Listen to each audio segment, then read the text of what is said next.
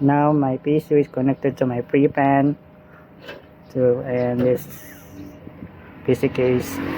I have to test this now.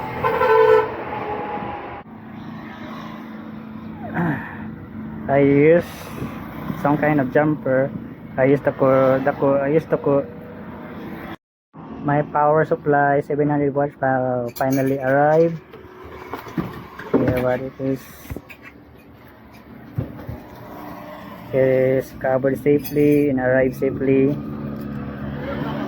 I'm not testing it this yet. Good. I think it's good. And after all the assemble, it's all working fine. My pre-pan, my two pre-pan is working, and obviously my PCU is working.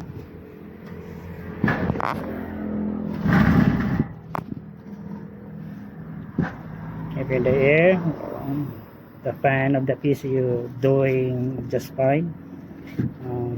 Everything good. I'm just waiting for the other parts to come, and my computer is going to complete I think next week. Thank you for watching.